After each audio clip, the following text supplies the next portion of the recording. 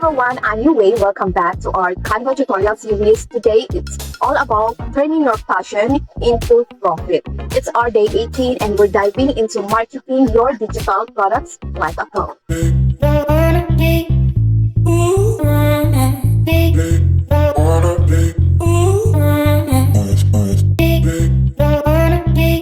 Bago tayo magsimula, let's talk about why digital marketing is crucial for your digital products. Sa mundo ng online business, ang digital marketing ay parang gasolina ng kotse. Hindi aandar ang negosyo mo nang walang tamang marketing strategy. Digital products tulad ng Canva Templates, eBooks, or online courses live in a crowded market. Digital marketing helps you stand out, reach your audience, and convert them into loyal customers. Effective digital marketing increases visibility, builds your brand, and drives sales. It's your ticket getting your products in front of the right people and the right time. Kaya napakalaga ng mga ito.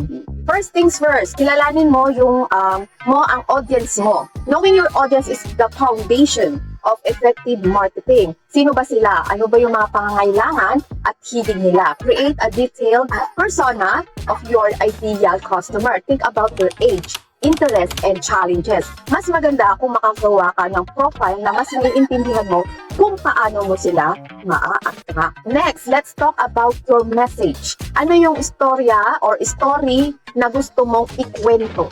Your message should resonate with your audience and highlight the benefits of your product. Hindi lang ito tungkol dun sa features ng products mo, kundi paano ito makakatulong sa kanila. For example, if you're selling Canva templates, hindi lang ito just a template. It's a time saver, stress reducer, and creativity booster. Social media is your best friend.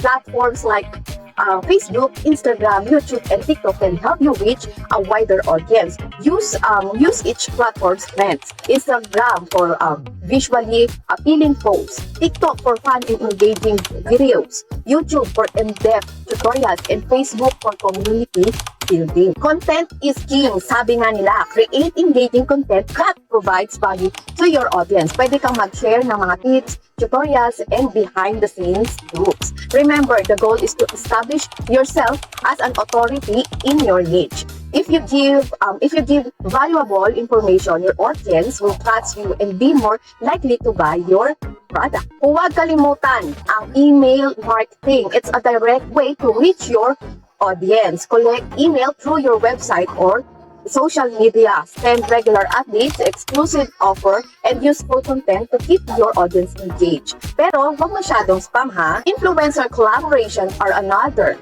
effective strategy. Partner with influencer who align with your brand and have a following that matches your target audience. This can help you reach new audiences and build credibility. Plus, it's fun to work with others who share your passion. So there you have it. With these tips, you're on your way to marketing your digital products like a pro. Remember, it's all about understanding the importance of digital marketing, knowing your audience, crafting compelling message, leveraging social media, creating engaging content, utilizing email marketing, and collaborating with influencers.